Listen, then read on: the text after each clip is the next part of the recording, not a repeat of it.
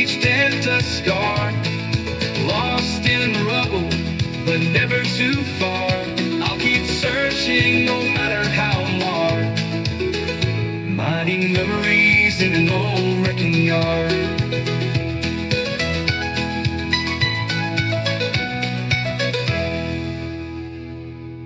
Welcome to the Wrecking Yard. I'm Jerry Wayne Longmire, and y'all are presumably still y'all.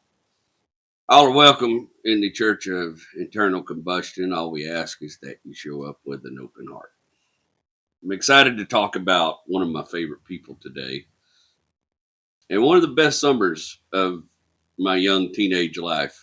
I had to examine the reasons why, which got a little difficult on the back end. But before we get too deep, let's thank our sponsors for bringing the show here today. Of course, this is Jack. Yeah, he wants. Well, that's not Jack. That's Jack's comic book called Track Tales. He wants to give away some of his comics. It's like Calvin Hobbes meets '70s car culture. It's really cool. I've said it before. I'll say it again. Anything gets kids into cars, I'm about. And I was a comic book kid growing up, and I think it's pretty cool. But if you email your address to his email address right here, jacksavvynews@gmail.com. He's going to send you some free comics and stuff like that. And we're going to try to get the word out about old Jack and make a little buzz about his art and things he's making. You can also follow him at Happy Jack Savinka 5560 here on YouTube. And it'll have there's a community post on his page. It kind of tells all the rules and stuff to what he's doing with his comics. So, but check him out. Go check out his page, see what he's got going on over there. I think it's pretty cool. It's pretty interesting. I've got a copy of it that I've enjoyed. All right. And also, we're brought to you this week by the Everyone Racers podcast. It's a podcast about amateur endurance. I'm about to go hook up with these guys here in the very beginning of November. I'm going to an amateur endurance race with them called 24 Hours of Lemons, and I'm really excited about it. Their podcast is a lot of fun. It's stories about the track and about racing and about all the stuff they do. Sometimes they team up. Sometimes they go off and do other stuff. I've been a fan of it. It's one of my favorites on long drives. I like to listen to it. So check it out. Everyone Racers podcast. And thank them for bringing the Wrecking Yard here today. Y'all probably can't see it. I don't know. This is you notice some things have changed. After today, we've got 10 more episodes of this format. And then I'm going to start doing some interviews with some guests and stuff. And I got some people lined up. And I'm really excited about some really interesting people with really interesting stories. It's still going to be a bunch of stories and stuff like that. The format's not going to change that much. Just there's going to be somebody else here with me some of the time. And we're going to do some other stuff like mess with Mom's Volkswagen. Oh, my God. So My cousin and his guys drug it out of the woods for me today. I wasn't able to get up there, but they drug it out of the woods for me today and brought it up by his shop. And whoo, I made a joke the other day and told somebody else their project was a Homerian Odyssey, but holy shit, my project is a Homerian Odyssey. That car is beat to piss, So we'll see if it becomes a car again or an art project. Here's some photos of it. And honestly, after seeing it from this angle, I don't know how my mother survived that car accident. She was really short, though. Maybe that's it. If my dad had been in there, I think it had killed him. That's a nasty hit. So, but I got my hammer arm strong, and I'm going to call up my buddy, old Thomas Benden, and I'm going to ask him if we can't use some of his pneumatic jaws of life, and maybe he can give me some guidance. Somebody's got one portable. I know you can rent a portable thing like that. I've messed with them a few times. Anyways, I'm crap at body work, but it's just as good a thing to practice on as any. Man, I don't even know if y'all can see this because the new camera setup. My wife, she's always finding me things that she knows I love, and she got me this mouse for my computer. It's a little red VW Bug, and the headlights come on while you use it. And by God, if it just ain't the cutest damn thing I ever seen in my life, I love it. Yeah, man. So the Volkswagen is out. we're going to be doing some different stuff here. But like I said, we got 10 more episodes of this, 10 more weeks of this before I wrap up this portion of it. But still going to be here. Still going to try to be here every Sunday. I may not be in the chat as much today because my kid is singing and I'm going to a performance, but I'm still going to try to monitor it from the performance. But my kid got asked to go perform, big performance in the park, and I ain't going to miss that, man. Yeah, there we go.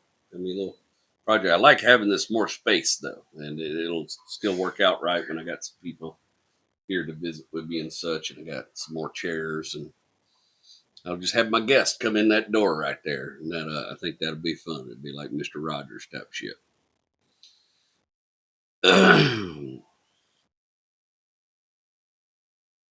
Car I picked today belonged to my cousin Shane, and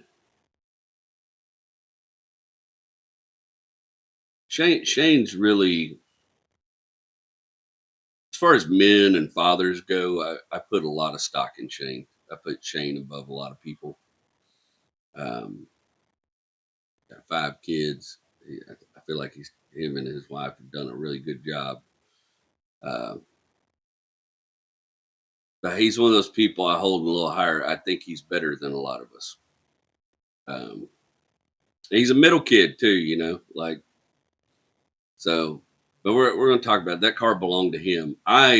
Me, from the time we moved to Houston till I was about 14, I spent every summer in the wrecking yard. Excuse me, staying with Granny and Papa all summer, and pretty much fairly unsupervised, except for my grandmother. But I just pretty much lived out in the wreck yard and did whatever I wanted to do, and shot BB guns, rode mini bikes, and had myself a pretty good old time. But always by myself. There weren't a lot of kids out there. I had one little friend I'd see every once in a while, but there just weren't a lot of kids out there then. So I was mostly just me and my dog, or me by myself. But right before, so my birthday's in the summer, so I finished the school year at 14. I turned 15 during the summer in July. So right before I turned 14, no, right before the summer when I was 14, right after we got out of school, my mom's birthday is in January, and Papa Clark, his mom was one of the worst people on the planet. She was not a good person. She was a mean spirited old barfly heifer, and she was just an old battle axe. She wasn't mean. She never did nothing good by nobody, as far as I can tell. Maybe she, like one of my aunts, she did a lot for her, but she decided to at my mother's birthday party, 30th birthday party, she decided, Nana is what we called her. Her name was Alma. She decided, because she was pissed about some stuff, to let everybody know at the party, including my mother as an adult who did not know, but maybe kind of suspected, that her father wasn't her father. Alma decided to drop that bomb in front of friends and family, and everybody embarrassed my mother, and of course hurt her feelings. And it also led to a huge fight between Granny and my mom about Granny basically lying to her whole life and various other things. And when you're a kid and the adults fight, you don't know everything that's going on. You don't know all the reasons. But not accidentally, I was a sneaky little shit. I read a letter my mother wrote my grandmother, and she told my grandmother a lot of things that I didn't know about, including things about the man she was raised to believe was her father, and stuff her mom didn't back her up on and didn't take care of her.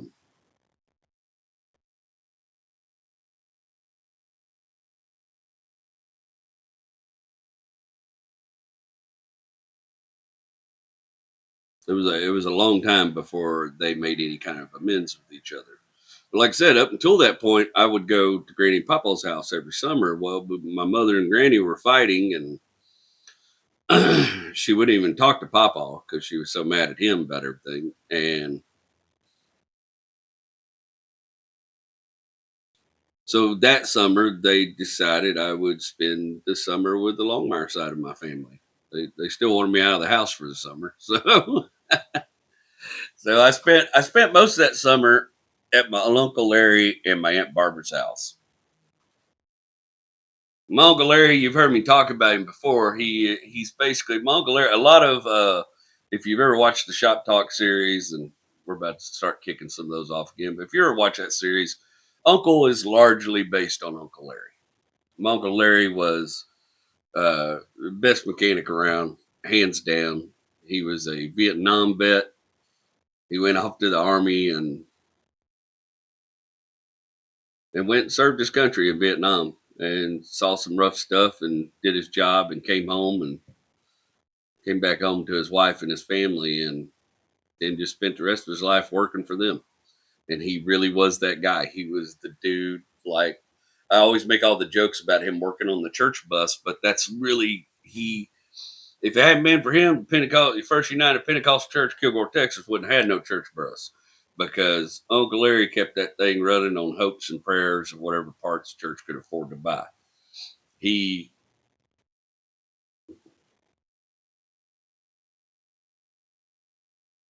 he was a man of service.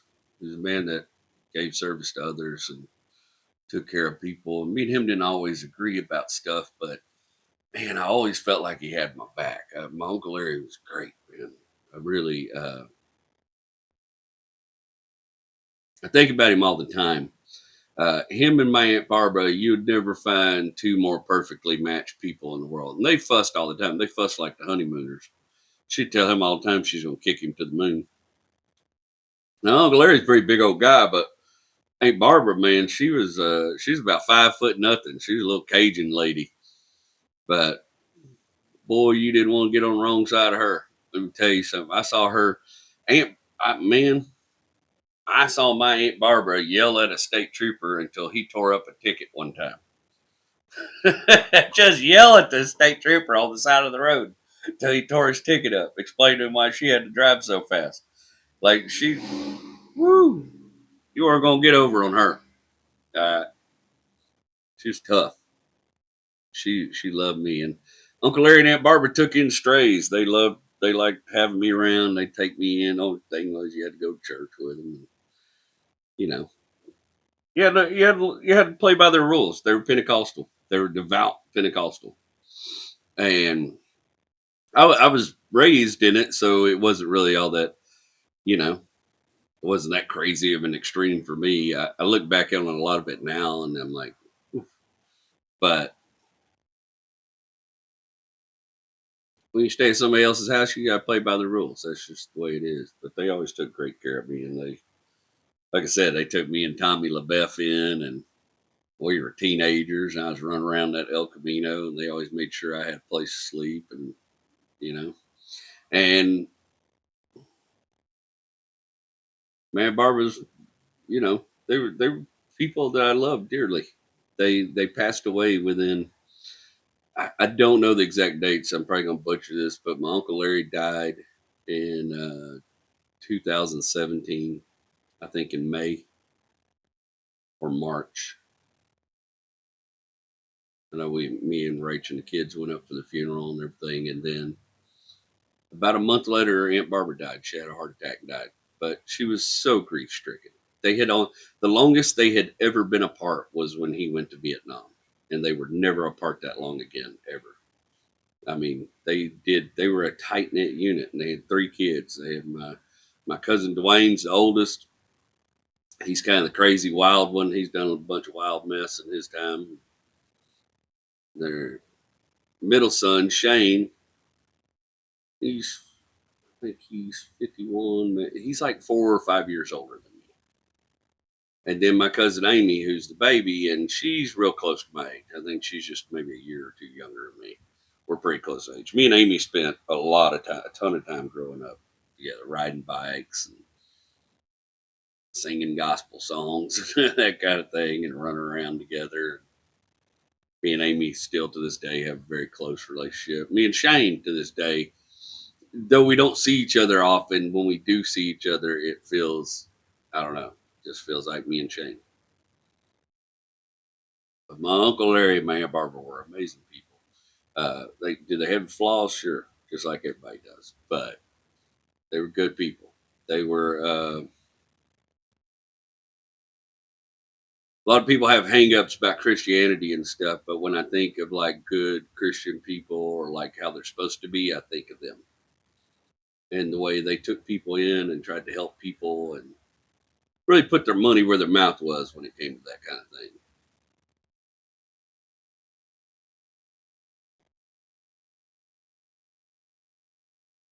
Now, if I remember the story correctly, the way Shane got that Camaro was they were on a trip to Arkansas or something. They were driving down the road and they seen that Camaro on the side of the road. And Shane begged his mom and dad. He was just about driving age, begged his mom and dad to stop, let him look at it. I think maybe it was in Carthage or something. And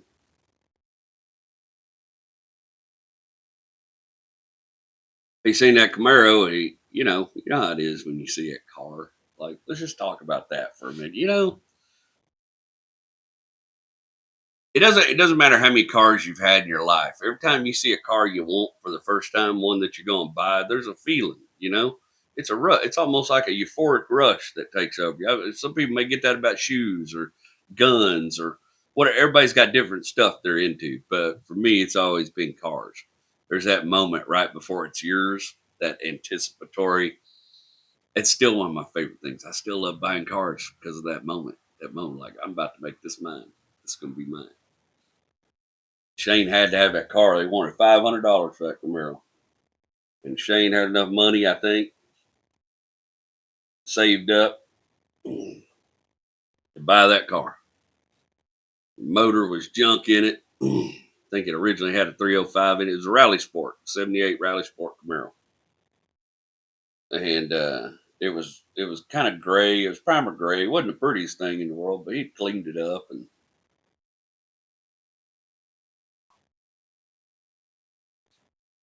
But he had to have it. You know how that goes. He had to. He seen that car. He had to have it.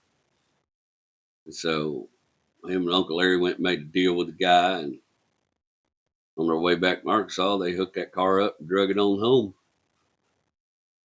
And he worked on it for a long time, man. I remember several times. I always have this one image in my. I got this image that's burned into my brain, and I'm about 13 or 14, and we're over at the house, me and my dad. And Uncle Larry and Shane are rebuilding the 350. They're going to put in that. They're building the 350. They're going to put in that Camaro. And remember, Uncle Larry had orange RTV, and the way he was putting it on looked so beautiful. I mean, he was just skilled. He done this type of work for a very long time. Very good at what he did, and he could talk to you and have a conversation with you while he did this work absentmindedly. And when they got that engine in that car, that was a hot Sun 50. All right.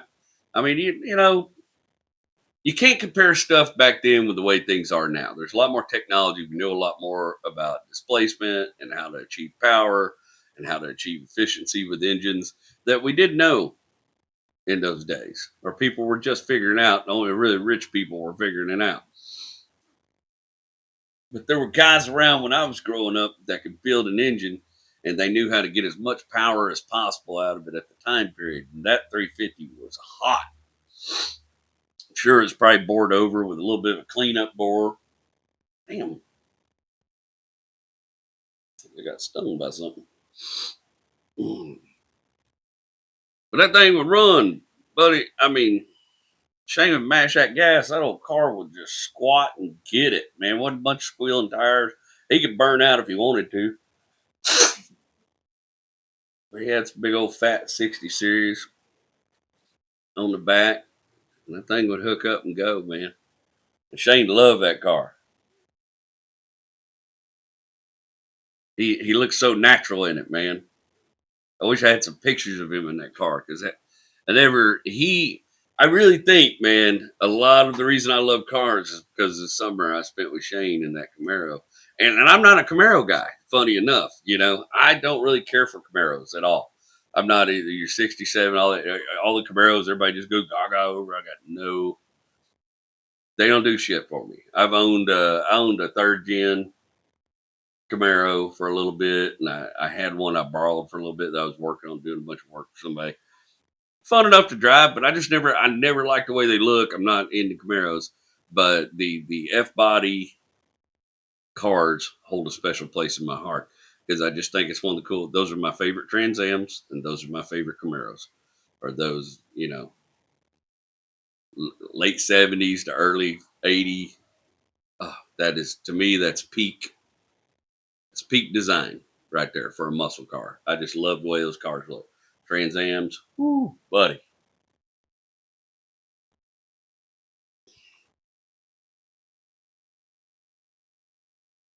A little project here. Got more room to work on it. I'm excited about that. Do a little cleanup. I got me some clock parts. So I can put my little clock together and hang it up somewhere in my new setup.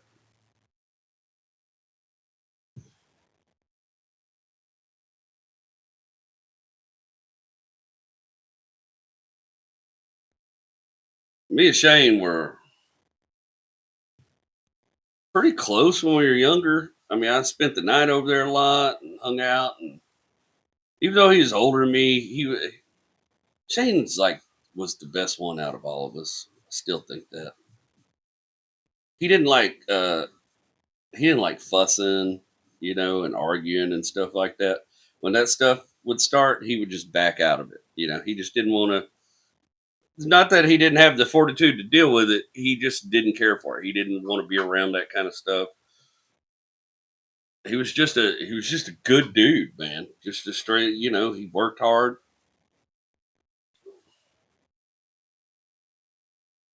I don't know what his grades were like in school. I know it wasn't his favorite thing, but I know everything I ever seen the dude do, he was successful at. You know, from mechanic work, being a father, being a husband. He was a good person to learn from and be exposed to, especially at this time in my life.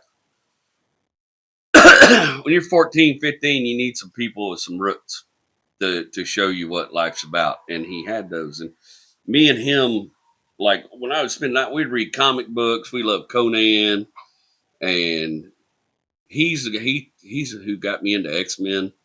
He liked the X-Men classic and all the comic books, and we'd also sit there and go through the Jegs and J.C. Whitney and the Summit magazines. We got all of them, and they used to get all that stuff. Their parents had Uncle Larry and Aunt Barbara had a store for a little while with a little arcade in it, and Dwayne and Shane could beat anybody at any video game because they had unlimited access to these back when you had the big cabinet arcade games, and you couldn't touch them on those games because they'd get home from school, walk over to the store, and play games all afternoon in the game room. They were real good at it.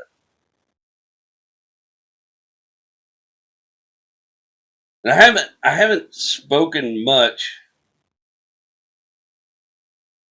about my upbringing in the church, but the Pentecostal church is we're UPC. It's United Pentecostal Church, and it's a whole organization, and it's a really strict upbringing. Men aren't allowed to have long hair. Men aren't allowed to have facial hair. Women aren't allowed to cut their hair. Women weren't allowed to wear anything that rose above their ankles. They weren't allowed to wear pants. They weren't allowed to wear jewelry and makeup, all that kind of stuff. Being Pentecostal really hard if you're a woman. I mean, it sucks if you're a dude, but I shouldn't say it sucks. I'm not here to knock anybody else's beliefs. So I want to be clear about that.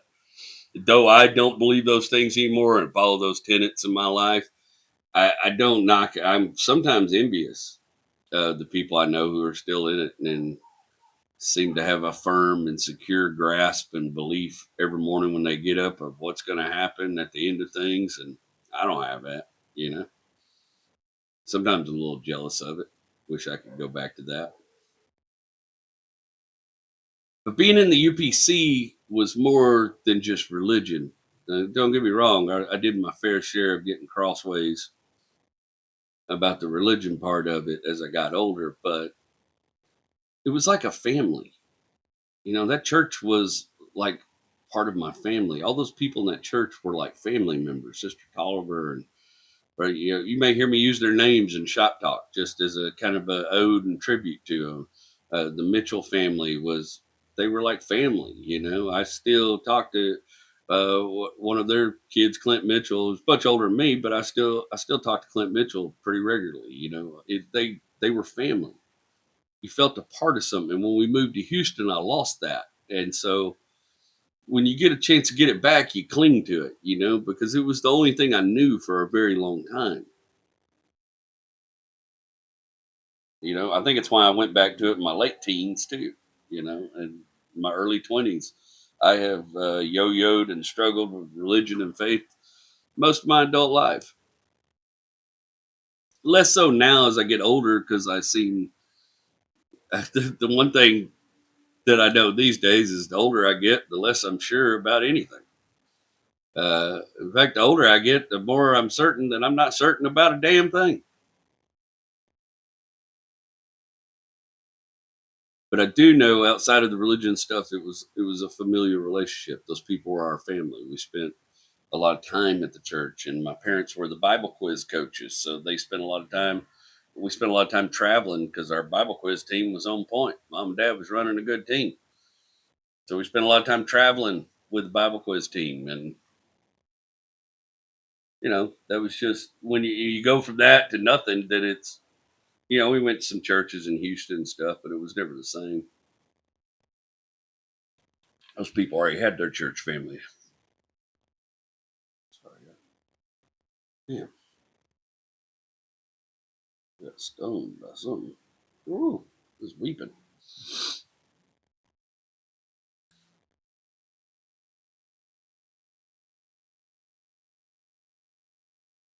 But when you're young, having that kind of support system around you feels good, and it especially helps when you're in a religion that has strong rules that don't allow you to be like the other kids. So it's good that you have kids that your cousins and stuff that they're all doing the same deal. They know the vibe.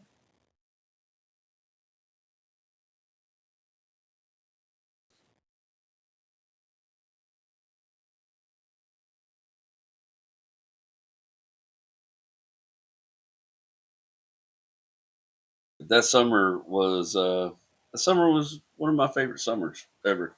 I felt like I can tell you what happened that summer. I spent most of the summer with Shane in that Camaro. There's always a reason to go get on the road and go run the roads. As long as you had a little gas money, and back then, a little gas didn't cost you all that much. I mean, we were. I think gas when I graduated high school was like $1.06, $1.05 a gallon. You know, it's not crazy cheap, but we thought it was expensive at the time. It wasn't until after 9/11 happened I realized how expensive gas could get. You know,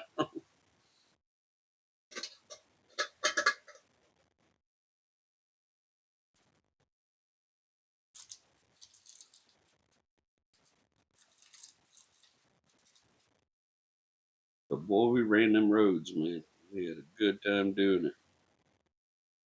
Shane wasn't shy about putting his foot off in that thing. It was the first kind of fast car I'd experienced as a teenager, and I wasn't driving yet. I was almost driving age, Going to be I was going to get my learner's permit when I got back to Houston and all that good stuff, but I was just still a little young for that. But when your cousin's got a cool car and you always got a place to go, boy, we had some fun in that machine. He I always say this. I was in an interview recently, and I was talking to some people, and they were talking about the origins of what made me want to do stand up comedy. And I don't know 100% all the answers to that, but what I can tell you I mean, one of the things, me and my grandmother used to listen to Jonathan Winters and Bill Cosby and stuff like that when I was young, but Shane turned me on to Jerry Clower. I didn't know who Jerry Clower was, and Shane was really into Jerry Clower, and he had a couple tapes of Jerry Clower's, and we would drive around that Camaro, listen to Jerry Clower, and just crack up. Shoot up in here amongst us. One of us got to have some relief. That's still one of my favorite stories. Knock him out, John. Like, sometimes I think maybe Shane was just as instrumental in me becoming a comedian as anybody was, because he turned me on to this guy who shaped everything about the way I tell stories and the way I do my craft.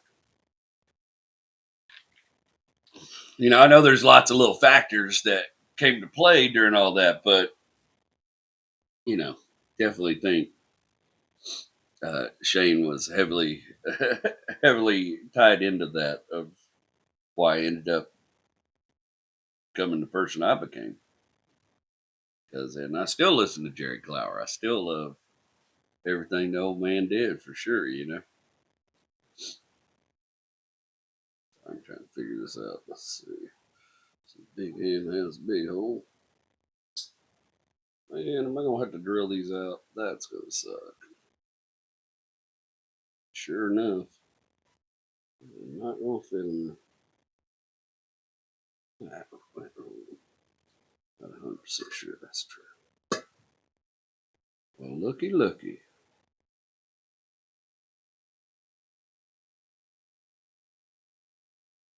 Yeah. Mm-hmm.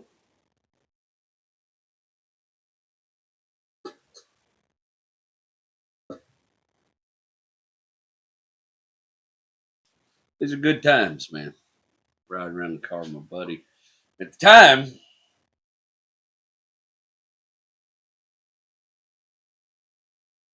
I still hadn't been exposed to a lot of things music wise. I hadn't really, I wasn't at an age yet where I had figured out what I liked. I was still young and pretty fresh off church music. There was some pop and stuff I dug, but I didn't really have any like, oh, this is my music. This is what I listen to. It wasn't like that for me yet.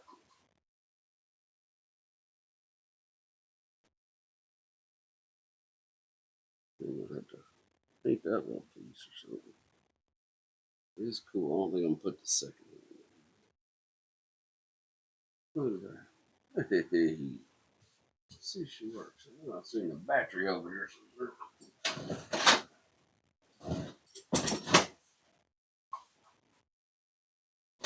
Hell. There it is.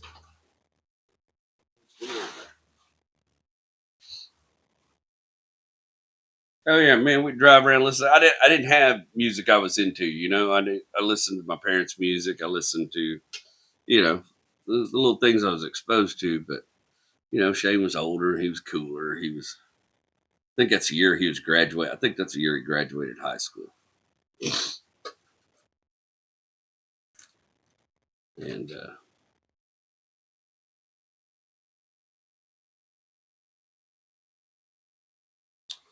all right, let's see.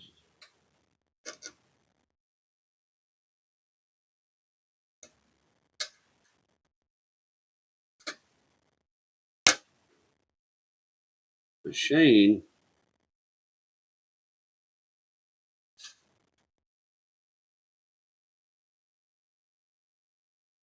hey, it's ticking. All right, set that over beside me. Thought that was gonna take longer. I may go back and paint that second hand. Put that second hand in there. It looks kind of cool. Sorry, I got a little distracted there. Squirrel. Shane, Shane turned me on to Aerosmith, man. And to this day, Aerosmith is still one of my favorite bands of all time. I've seen them probably 4 or 5 times live. And I'm glad I did, because it sounds like Steven Tyler ain't going to be singing no more. But Shane turned me on to Aerosmith, and I don't remember. I think it's a great. I tried to look for it on iTunes the other night because I was thinking about him. I wanted to listen to that music again, and I started digging around. And I couldn't find the exact album he had. I think it was the greatest hits. I can tell you all the songs on it, but I think it was the greatest hits, and it was just a cassette tape. And I had never heard no music like that. Back in the Saddle.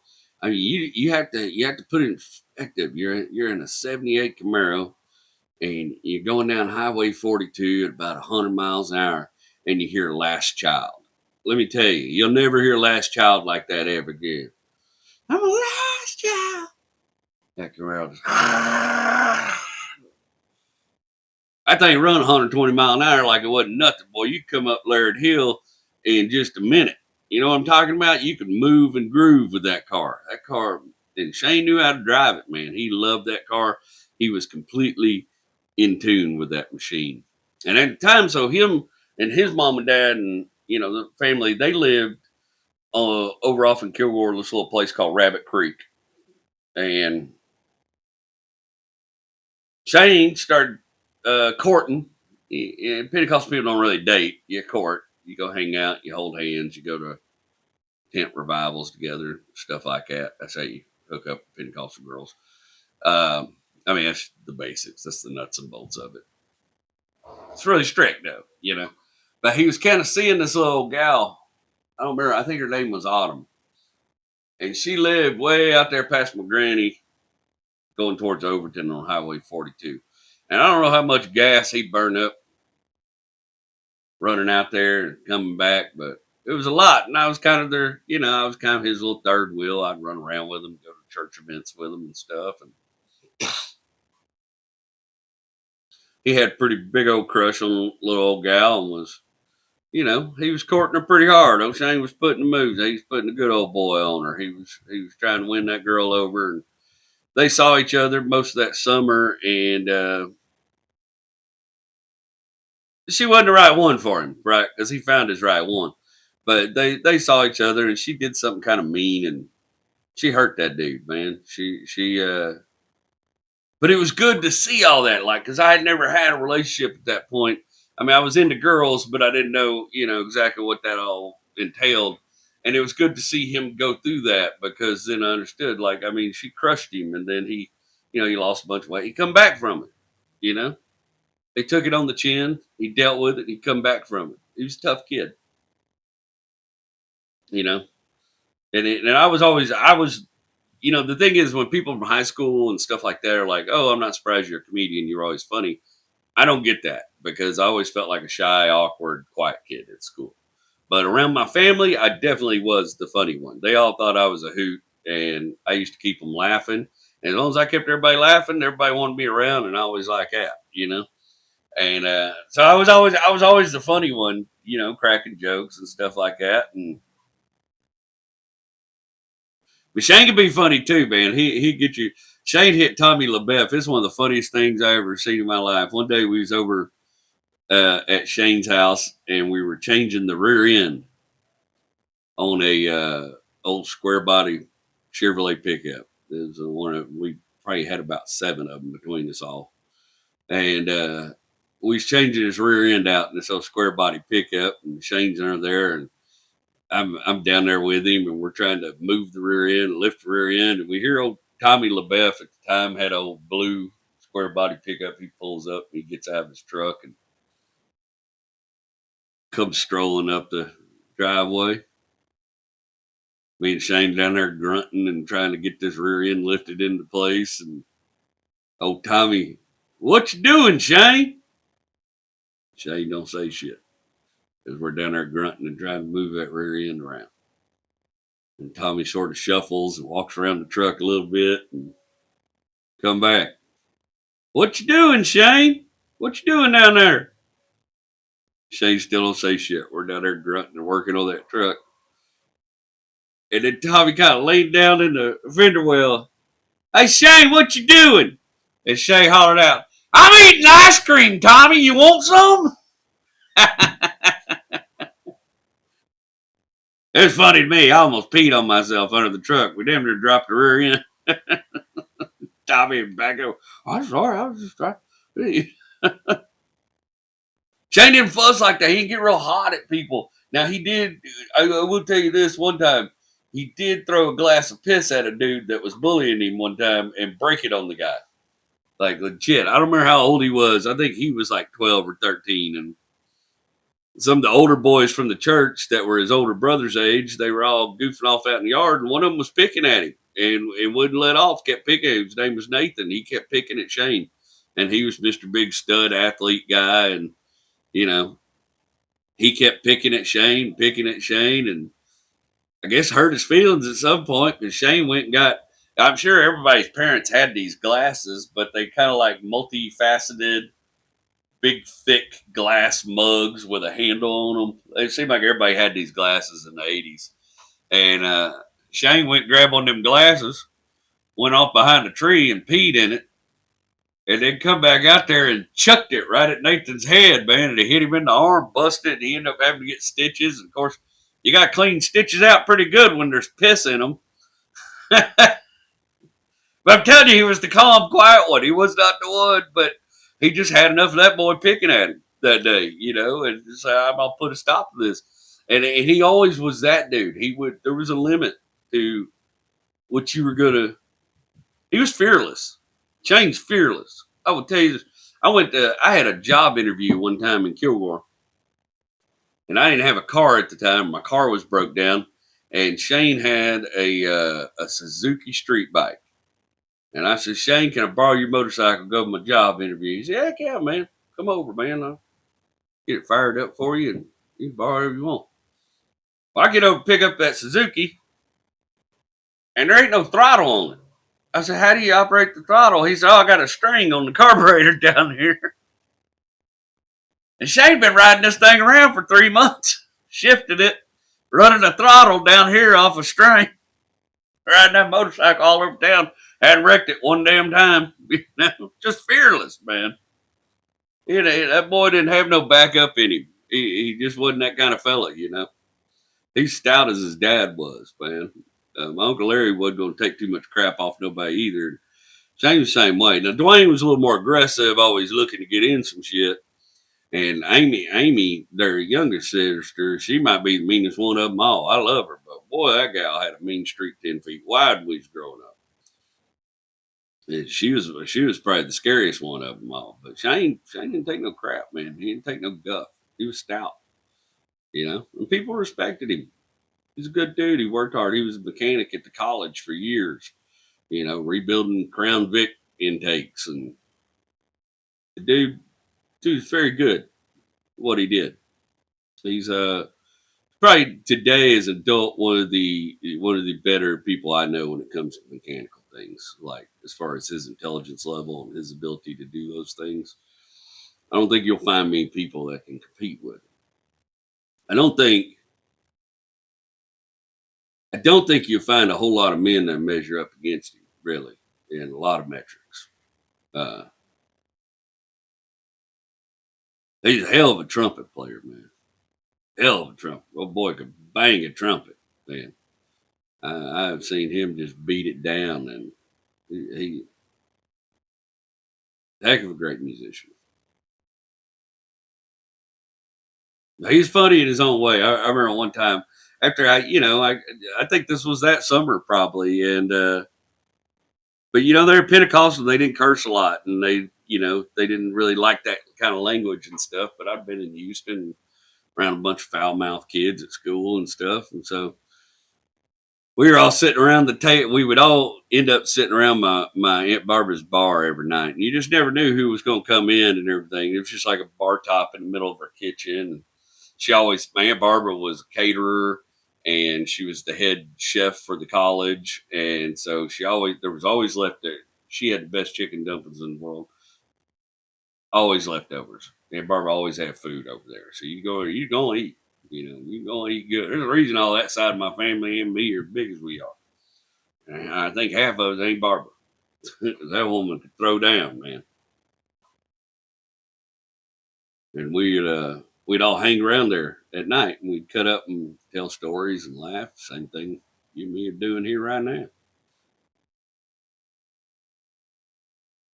But one night Shane said something. Shane popped some little quip off at me and got me, cooked me a little bit. And I started laughing and I went, ha ha ha, fudge you. I'm not going to say that on the podcast, but I said, F you. And Shane goes, I'll never forget this, boy. He jumped right up out of that chair. Not me, buddy. Not me. That may be what y'all do in Houston, but you ain't doing that to me. Not my house. We're gonna tolerate that kind of talk. I really think that summer with him was a big reason why I decided, I don't have any great stories about that summer. It was just constantly us in that car running around doing stuff.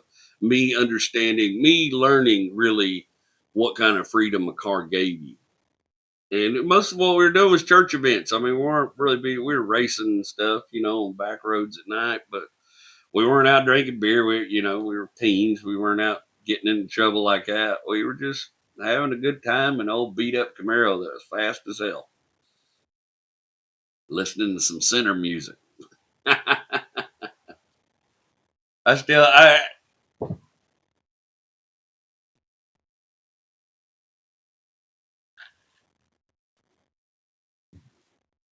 felt like we were breaking the law, like we were doing something wild. But most of what me and Shane did was pretty harmless.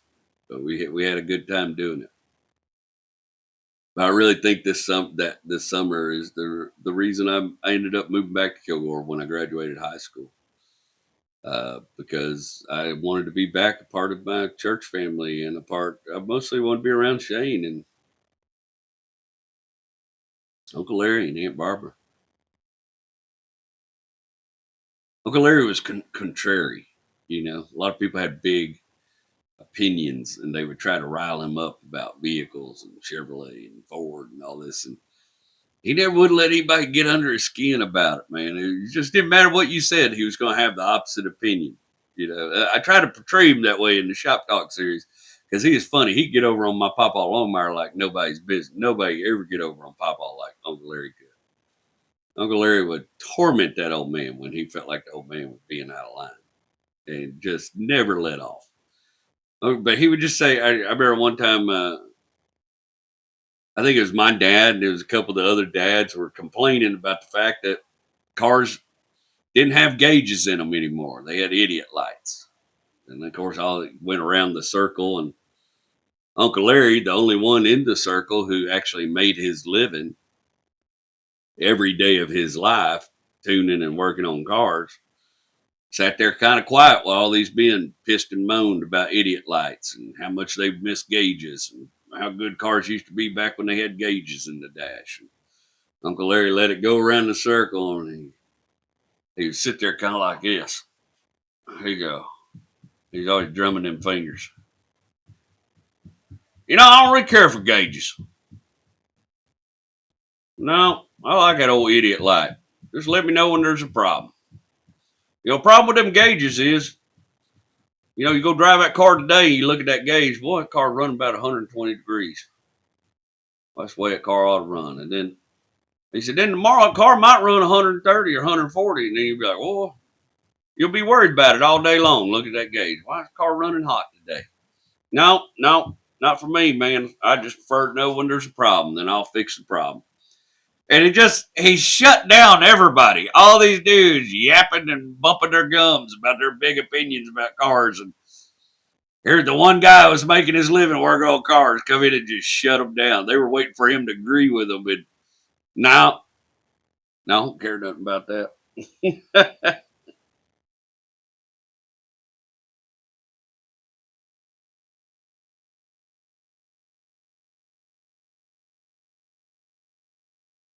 I can still remember that way that Camaro felt when Shane would get into it. I mean, that whole body would twist up on that car and it was like a freaking rocket, man. I swear we come over that hill on 42 a couple times fast enough. I felt like we come off the ground a little bit. And we got beat by the law a couple times, but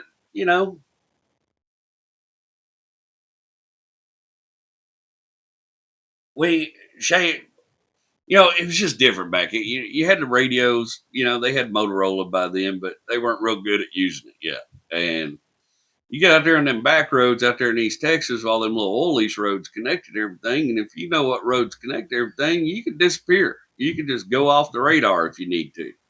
There was when you come down Highway 42, like going back into Kilgore, used to be one of these little oil lease roads that they kind of joined like that. This road come down out of a hill and it joined like that into Highway 42, like right at the top of the big old, I think it's Larry Deal right there on 42. And then that road arched back off in the woods back here and wandered around and went all around the pasture land and all that stuff. There was right of ways and everything's piney woods, big tall pine trees everywhere. Now, I remember one night that every once in a while a state trooper would sit down there right across from Leverage Chapel School, and he would sit there and post up. Used to be a little store there, and he would sit there and post up where that little store was and run his radar. And he beeped us a couple times. A couple times we seen him slow down, you know. But one night we was coming back from that old gal's house, and Shane had to hammer down, boy. We was moving, grooving. Aerosmith at the top, you know, high as that old radio could go, old JVC, banging, baby, just flying down the highway. I don't know how fast we're going, but I know it was over 100. And when we passed that state trooper, we passed him so fast, I think it shocked him too, like he didn't know what to do. But then, like, in the background, I was looking in the window, you could see all this dust and crap stir up. He was peeling out, trying to get out of that parking lot and get back up, get on the highway. And we got right up where the top of that hill was, and Shane just locked the brakes up on that Camaro.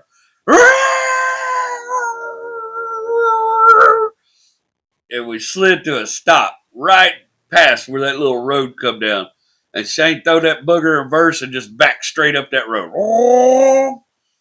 We stopped, and it went up a little hill too. We kind of stopped at the top of that hill. And about that time, we had the windows down, you know. We had no AC. About that time, here come that state trooper, that Mustang. And we heard him pass that road, and then we heard his brakes lock up. Much farther down the hill, though. Jay whipped that Camaro around, man. He pulled right up there into the woods. There was a little cutaway and a little cutoff, you know, what they call it, right away, where the power lines run and whatnot. And Shane just turned down that right of way and pulled off in some trees and turned the lights off on that car. And we sit there. And I remember we were sitting there real still, real quiet, no radio. You hear that old motor ticking, cooling down. Yeah, we heard that Mustang coming up that hill. He done figured it out. Boy, he come up that hill so fast, I don't know how he made the curve on top, but he shot past us like he never suspected for a minute that's where we were. Way off down that road. Shane gave about 10, 15 minutes. We didn't see no lights coming either way. He eased back out of the woods. And then we eased on into Kilgore, you know, and got back to his mom and daddy's house and shut that car down for the night. I think an old lawman pulled him over a couple weeks later, like, I know it was you the other night, but he couldn't prove nothing, you know. It was back before they had all the cameras and, you know, all the gadgetry they got now for catching us. I told you not to worry about Shane getting his heart broke because she wasn't the one for him, man. He found the one. There was a family at our church called the Sullivans. And they're pretty good old folks. And they had their oldest daughter was a gal named Julie Sullivan, and Julie is, honest to God, one of my favorite people. A lot of the time, her and Shane dated. I was their third wheel, and I would hang out, and you know, I had a crush on her younger sister for a long time. But nothing came of it. She didn't like me back or whatever. But so I would hang around them, and I'd go over to Sullivan's house and everything because I was kind of sweet on the younger sister. But Julie was always so damn kind to me, and nobody nobody ever made Shane beam and smile like Julie did. That girl was everything in the world. I was in their wedding, and she was everything in the world to him. I never seen him as happy as I ever did in my life the day he married that girl. And I still love seeing them today. Like I said, they got 5 kids, and their kids are great. And so their kids are having families now. And I did a comedy show up in East Texas last year, and they got to come out, and I got to spend some time with them and their son, their oldest daughter, who I just adore them. I don't know the kids that well, but I just adore them. Their oldest son reminds me of young Shane. You know, like I can't look at him and not see my little cousin. You know, my big cousin when I was a kid growing up. But they've done right by them kids. You know, they have a good life. They take vacations, and their kids are nice people. You know, and seem to have good lives too. And Shane has always found a way to provide. And man, Julie became a nurse, and she's just a legit badass these days. She birthed babies. She take care of it all, man. Julie's bad to the bone, and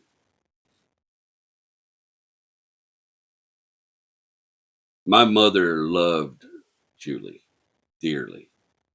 Was I always, you know, always felt like they were really close. And Julie is one of the people who reminds me of all the good things that I miss about my mom. Julie has all those characteristics. She's that kind of mom, and she's that kind of aunt, and she's that kind of cousin, and she's that kind of friend. She has all the best parts of my mom. I am often reminded of when I see Julie or talk to Julie. And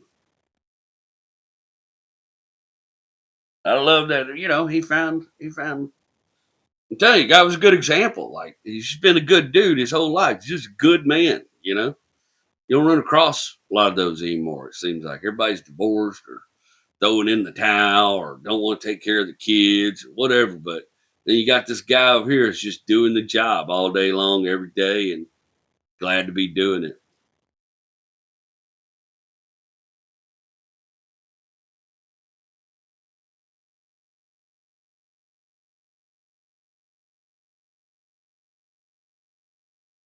Uncle Larry tried to talk me into staying, you know. I got in a bunch of trouble. We'll talk about that another time, but I got in a bunch of trouble in high school and just about had decided to drop out my junior year. And it was after my meemaw had died, and I was going to drop out, and I was going to go live with Papa Longmire and get me a job in Kilgore and just go on. And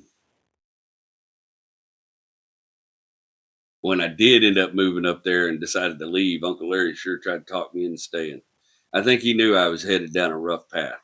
He would, Uncle Larry would find out I was singing in the beer joint with Uncle Bobby, and he'd go there, sit in the parking lot, wait for me to come out of the beer joint, make me come home, and go to bed. So I could go to church the next day.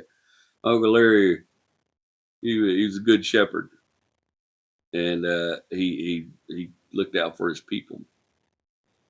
I remember when they buried him, the preacher compared him to David in the Bible, and I thought it was a really apt comparison because it was that he was a soldier and a man of service, and I always thought that was a really cool thing.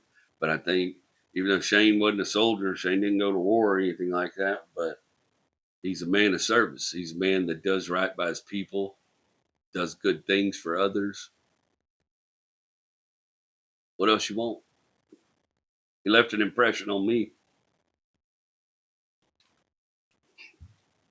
He certainly left me with a love of cars. You couldn't hang around that kid all summer and read Jegs magazine all summer and Summit and not be dreaming. And when I got my first car, Shane helped me work on it. Shane taught me how to change the oil in my truck first time I did it by myself. Shane walked me through it, and that's a I'll save that story for that truck because that's a pretty good story. But I thought he was cool and I wanted to be like him, and cars were his thing, and I just was like, all right, I'm with you. Cars are cool. Cars, X-Men, Aerosmith, still things.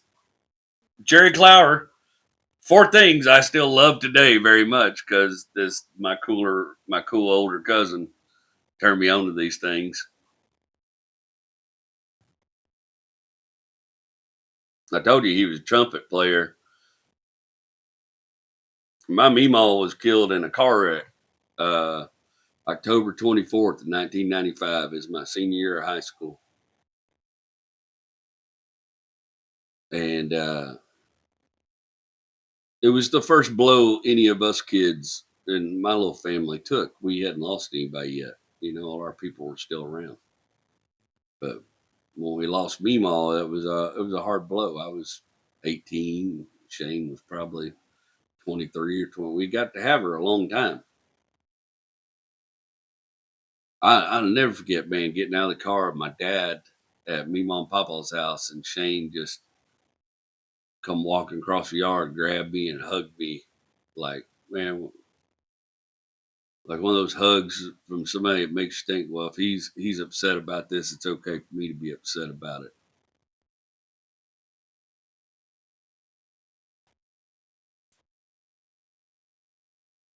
He played a trump. He played a.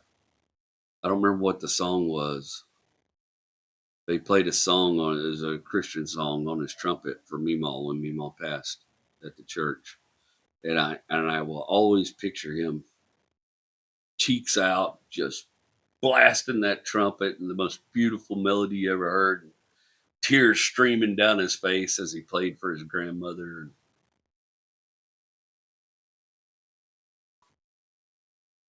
He's a good dude, man. So some people are just good. They're just always going to be good. I tell you, he didn't like the fussing. He didn't like any of that stuff. He's kind of a stereotypical middle kid, Didn't like to raise a fuss. Didn't like being involved in all that sort of thing. The other two were nuts, and I loved the youngest nutty one dearly, and I love the oldest one too, even though he's crazier than shit. My cousin Dwayne is one I used to tell the story about. Dwayne became a police officer for a little while, and I'll share this story with y'all. It's one of my favorite Dwayne stories. My cousin Dwayne was a police officer in a little small town called New London, Texas. And I feel like I got to give you some context about it. Dwayne was at one time a Pentecostal preacher who went to Bible college, chased women all over East Texas. He was wild, man. And Dwayne's a big hunter, man. And you would give Dwayne some grit. Dwayne hunted out of season a lot, but he didn't really care too much about hunting rules. And you bring him up to him, he'll say, that's man's law. That's not God's law. He's one of these. He was something else, boy. But he somehow, because it's my opinion that it's easier to become a police officer than it should be. He became a police officer. And he was like the guy that was into karate and stuff. We were growing up. He was always training. And Dwayne gets his job as this New London police officer. And it's a small police department, about 2 or 3 o'clock in the afternoon, a couple times a week. This one old lady call him, and she's complaining about the neighbor's pigs blocking the road. Now, these big old full-grown domestic pigs, 300 or 400 pounds, big boys. You can't, if they're standing in the way, they're in the way, right? But Dwayne gets called out to run these pigs out of the road. So he has to go out there and honk the car. And he's not doing police work. He's not feeling like he's doing police work.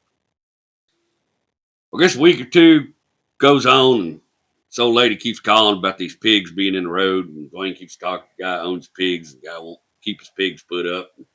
Yada, yada, yada. It's just back and forth. It goes on for a couple of weeks. And guess one day I caught Dwayne on the wrong day. He wasn't feeling too good about it. Dwayne pulled up in his cop car. And pigs was all over the road. And Dwayne pulled a 12 gauge out of the cop car, his service 12 gauge, and shot all 11 pigs. Executed every one of them. And ended up, getting some trouble for that as law enforcement. You can't just go around shooting people's livestock, especially not in Texas. And they got him in court. They had a psychologist evaluate him. And he was telling us, he said, well, the thing the psychologist said is that I had a brief uh, psychological break. Brief my ass, right? First of all, a shotgun only holds 6 shells, which means this was, and I know how animals work. If you shoot one animal, you take 11 of the dumbest animals in the world. Say you got 11 cocker spaniels. If you shoot one of them cocker spaniels, the other 10 cocker spaniels are going to run the hell off. So this wasn't a brief couple second psychological break. This was a 30-minute running, reloading, cursing, and swearing psychological breakdown. And if they don't run off and you shoot all the pigs, they're still in the road. Somebody still got to move the pigs out of the road. That's Dwayne Longmire. I love him, but he's crazy as hell, man.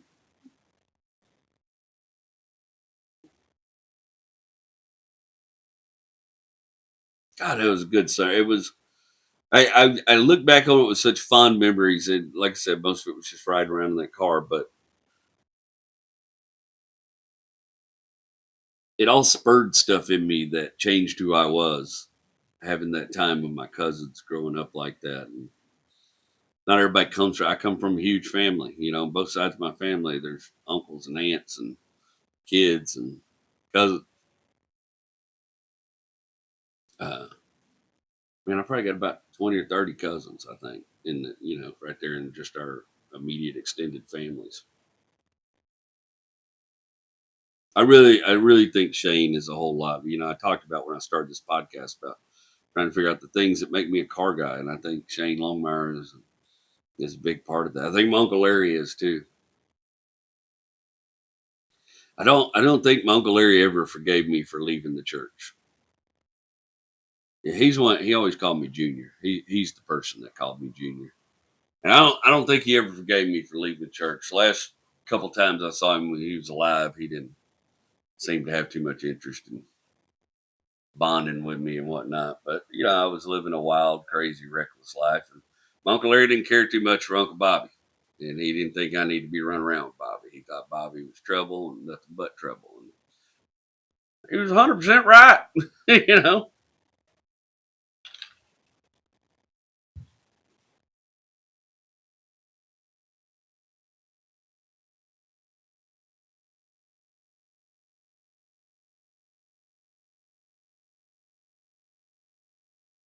I debated on whether or not this is going to come up,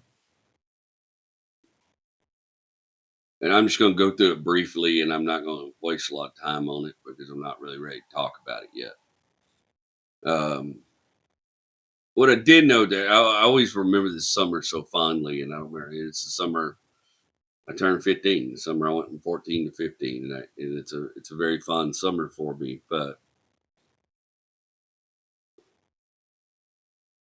what I didn't know at the time, or didn't remember at the time, this is weird, was from the time I was about 9 years old, the time I was probably about 13, I was being molested by a female entrusted with my care. Not my mom, my dad. And it was going on pretty regularly all summer. I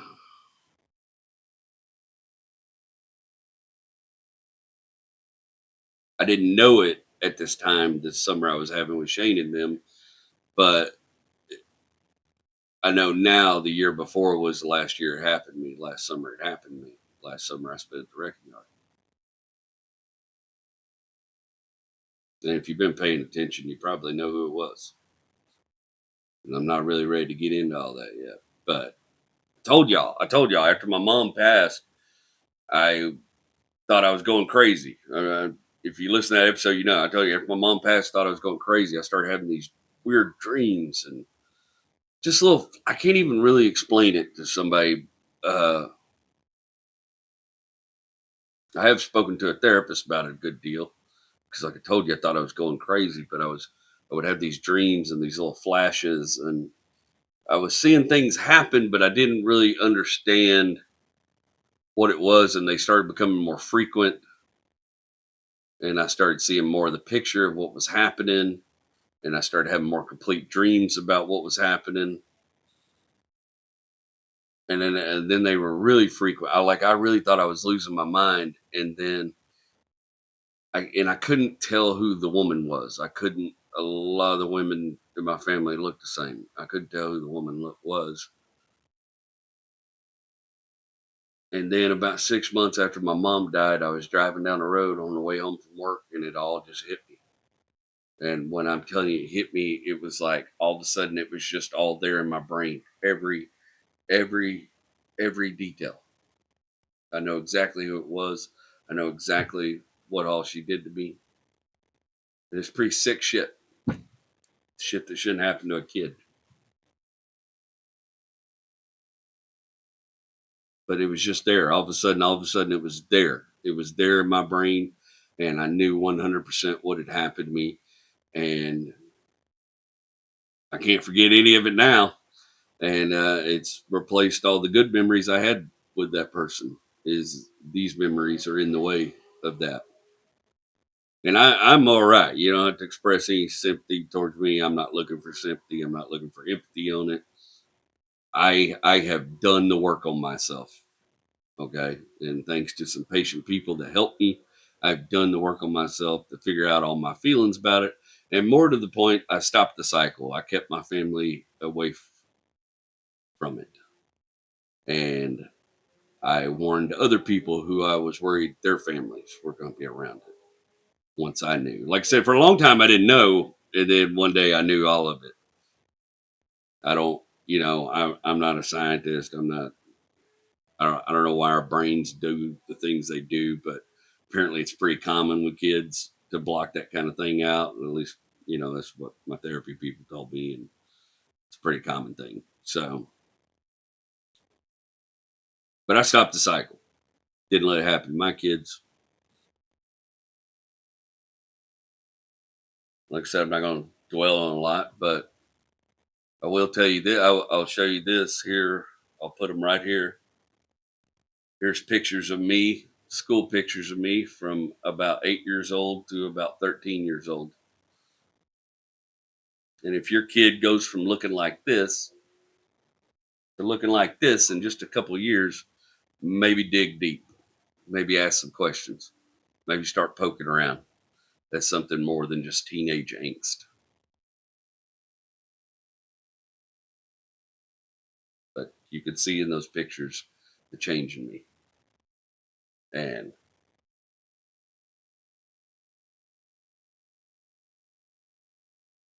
subconsciously, I can't help but wonder if it wasn't the best summer because I felt safe with Uncle Larry and Aunt Barbara. If on some subconscious level I felt so safe that summer because nothing was happening to me again. And I was able to just be a kid and have a good time and hang out with my cousin all summer. I'm very thankful for it. I'm very thankful for Shane. I'm very thankful to have a lot of those people in my life that I've since in years kind of bonded with again.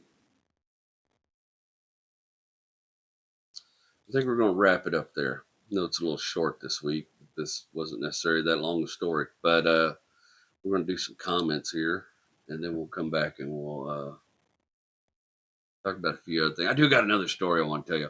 Somebody asked me to if I had any spooky stories for Halloween, and I thought that's fun. I'm going to tell you two little quick stories. Don't have anything to do with this story, but man, it's Halloween, right? So I'll tell you some fun little stuff about me.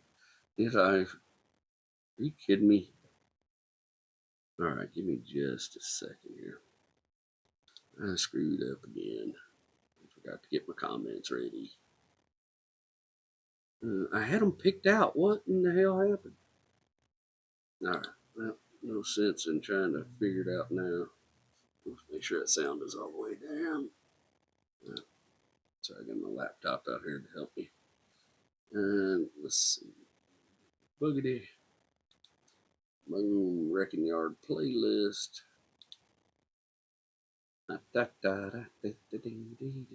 I'm excited to tell you these stories because I tell you I'm a scaredy cat, man. I don't do well with like I don't watch horror movies. I am scared of my own shadow in the dark. Not as bad these days, but boy, when I was young, bro, you want to see me move? Scare me. That's well, you see me move and groove then. All right, let's go here. Bop, bop, dee, dee, dee, dee, dee, dee. Oh yeah, this is Uncle Bobby's thing.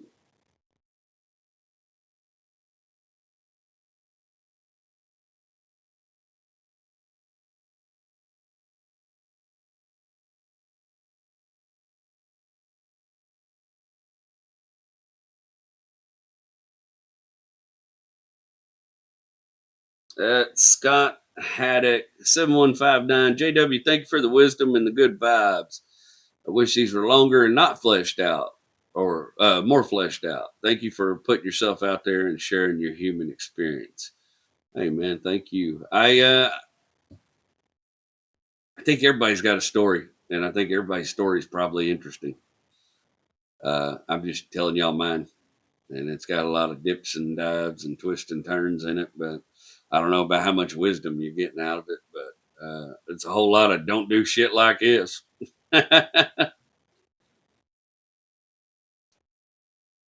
see.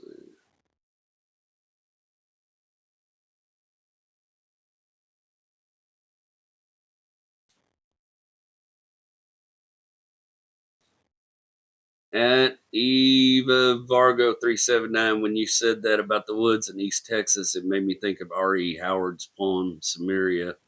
Whether he's talking about Conan's home or his own is a little ambiguous. It was a gloomy land that seemed to hold all winds and clouds and dreams that shunned the sun. I like that. That's pretty cool. I might have to look that up. Yeah, that's that's the Pine Curtain, man. When you get deep off in the pine woods, East Texas, granted, there's a bunch of subdivisions and crap out there now, but when I was a kid, it was just miles and miles and miles of dark. Like even in July, I mean, you could walk out there underneath that canopy and be cool. And you're walking on pine needles, everything was soft, and you could get off in the woods, and it was just daggum near dark. You damn near needed a flashlight in some places off of them woods. You got deep enough off in there. I don't know if there's places like that left. I hope so. I'd like to experience it again. Let's see.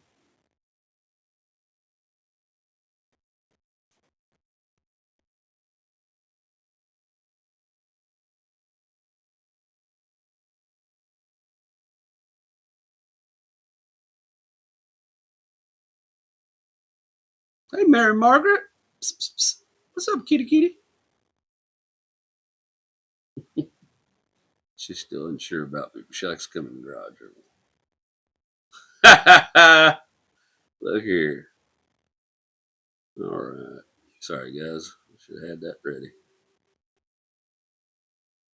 That stump hole 8217. What kind of Coke do you want? Dr. Pepper. I thought that was only North Carolina talk, but I know exactly what you. Yeah, that was our thing growing up, boy. Everything was Coke, man. Hey, you want Coke? Yeah. What kind? That's the question. That's how you do it. I still, to this day, if you come to my house, say, hey, man, you want Coke? Yeah. What kind? Yeah.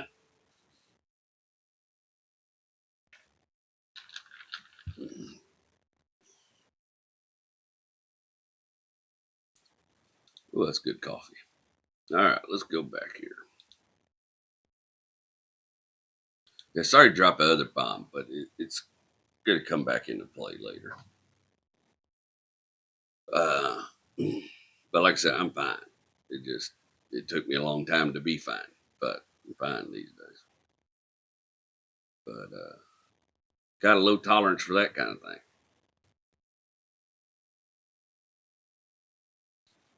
Of course, I always thank you guys for sharing your Sunday with me and sitting here and listen to this. I'm really excited about Mom Volkswagen. I don't know if there's, whoo, that car is beat to piss. I don't know what we're going to get out of it, but I'm excited about it anyways. I'm excited my cousin, they got it all drug out for me, and always appreciate you guys' feedback. And know this week's a little shorter. It wasn't quite as long a story as the others, but it's just kind of the way it shook out. Next week, We're going to head to 2016, 2017, and we're going to learn how to fail in business. And we're also going to learn how to take a screwing on a 6.6 Duramax LB7 piece. We're talking about the worst truck deal I ever made. Like, not the worst truck I ever owned. I told you that was that F250, but this was the screwing of a lifetime I took on this diesel truck. And to the point, I promise you, I will probably never ever buy a diesel again in my life. I took such a beating on that damn truck. If it hadn't been for the fact, you know what? I'll tell you about it next week. I did want to tell you a couple stories. So I tell you, I'm scared. I'm a scaredy cat, bro. I love Halloween and having fun and all that good stuff, but I don't go in for horror movies. I never seen any of the Nightmare on Elm Street. I never seen any of the Jason movies. I never watched any of that shit. It's not my thing. I saw a movie when I was a kid that scared the piss out of me called the Amityville Horror, and that all turned out to be a bunch of bullcrap. And then I saw another movie when I was about 12 or 11 that really jacked me up called The Lady in White. And that movie like really screwed me. Like, I don't do horror movies. I don't like being scared. I don't like it. I told y'all the story about in Billy's trailer house where they scared me in the dark and I ran through a wall. I told you about taking a girl on the first date to a haunted house and getting scared and running her into a wall. I am not bullshitting you. I am a terrified person, and especially was back then. Now these days, I can get out here in the dark and it don't bother me as much. And some of that's just age and wisdom, and some of that's just losing people. And once I realized my mother didn't come back to haunt me, I don't believe in ghosts anymore. Because if anybody would have ever come haunted anybody, that woman would be on my doorstep every night telling me what not to do. And so when that didn't happen, it kind of shook my belief in all that kind of crap. But when I was young, I was scared of haints and all that sort of thing. I also didn't want to look like a wuss. And one year, so back in Houston, they used to have this Houston way back. I don't even remember how old this hospital was, but it's called the Jefferson Davis Hospital, named after, Jefferson Davis. And it was over off, damn, I don't even remember the street now. But where it was, right behind it, was the Houston Fire Department. But this old hospital had been closed. Now it's like they turned it into artist lofts and some kind of thing and fixed it all up. But for years, it sat empty. And you could go out there and look on ghost sites and ghost hunting sites. It was one of the biggest sites in the southern United States. People loved to come to Jefferson. The ghost hunters would come to Jefferson Davis Hospital and try to catch apparitions and stuff. And one year on Halloween, I think probably somewhere around 2002, I had that Ford F-150, that 93. Melissa, and for a while, Melissa was, we didn't get to this yet, but for a while, Melissa was gay. I had a partner named Karen. And Melissa and Karen drove a H3 Hummer or H2 Hummer, and they had a mold control business. And they talked me into sneaking into Jefferson Davis Hospital one night on Halloween night at dark. And I wasn't the guy, but I was the only one with a flashlight.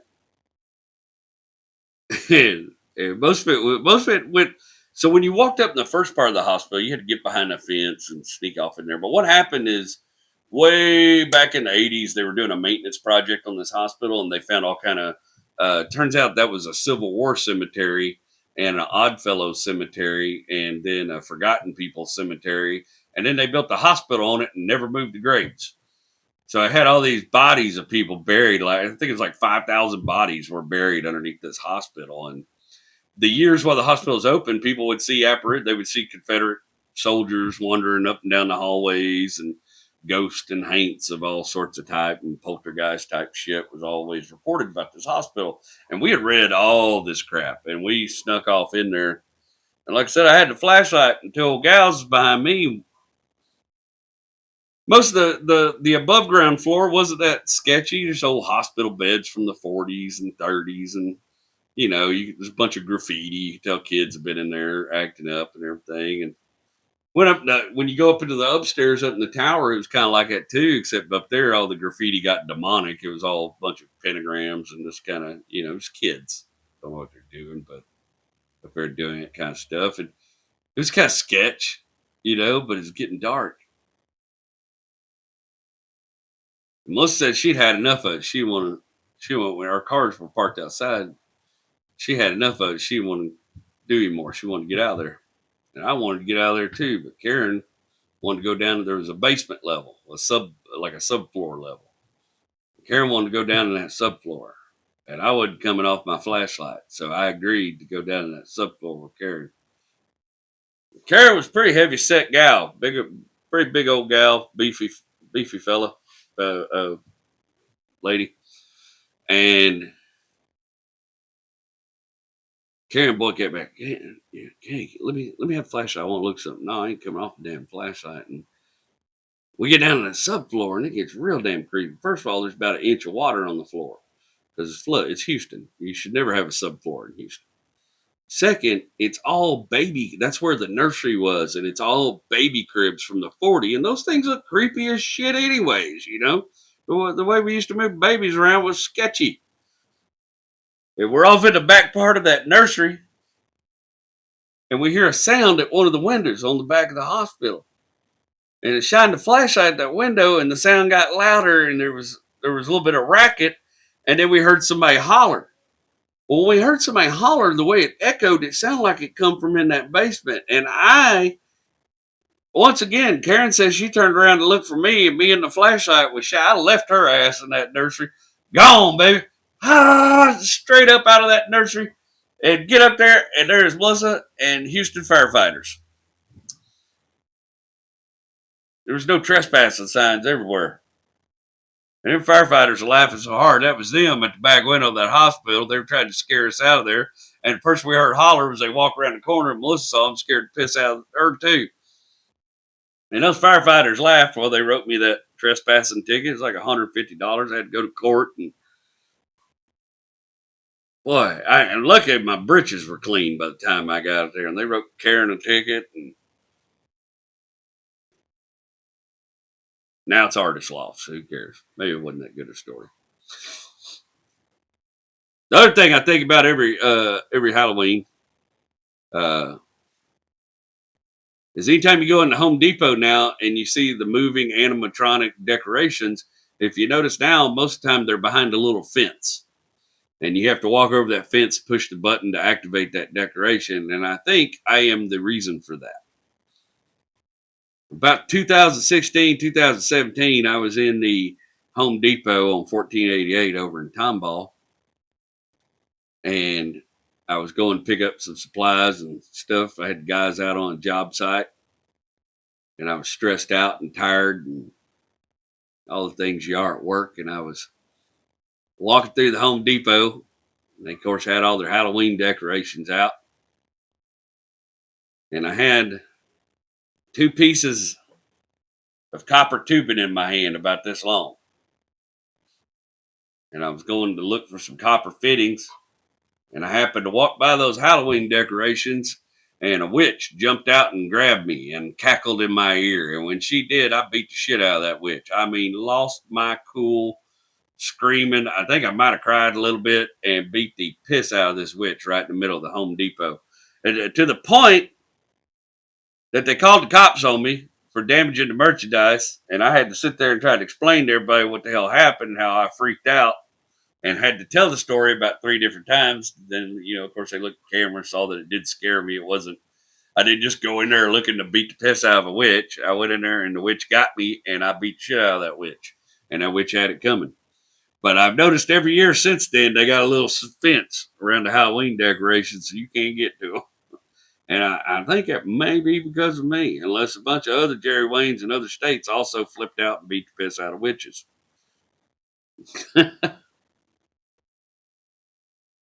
That's my spooky stories for Halloween. There you go.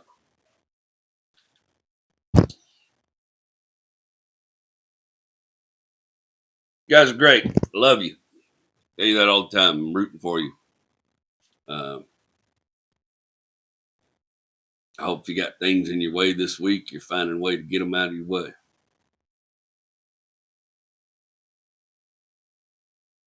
Hope if you got people doing you wrong, treating you bad, you find a way to get them out of your way.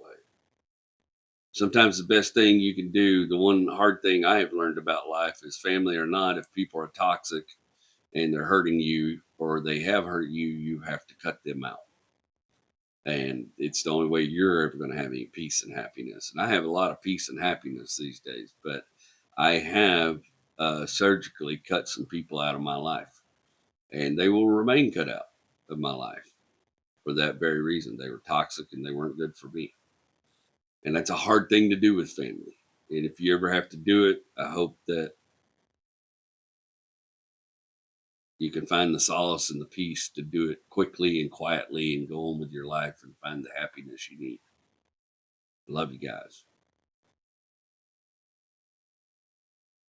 Excited about next week. The LB7 is going to be fun. There's a lot of great stories about that stupid piece of shit.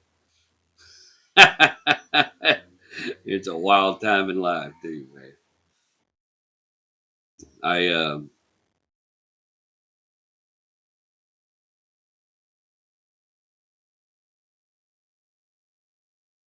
I found out. I called Shane to talk to him about this episode. Tell him I was wanting to do it. I was trying to see if he had a picture of the car left, and he didn't have the old pictures of the car. But I found out when I was talking to him that Shane still has that blasted car. He has kept that car all these years, and I think he's got an engine he's about ready to put in it. And I hope, I just prayed that when he gets it all back together, he'll let me come up there to Kilgore and he'll take me for one more ride down Highway 42, pedal down with the toxic twins screaming in our ear. I bet he would. If I do, I'll video it so you guys can see it. That's it for this week.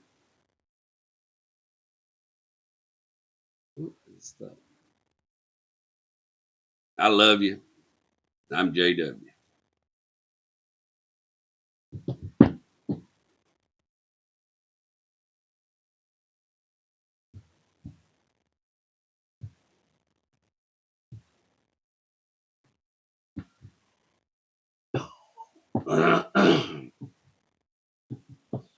Home sweet home. I was a lost child, just a punk in the streets.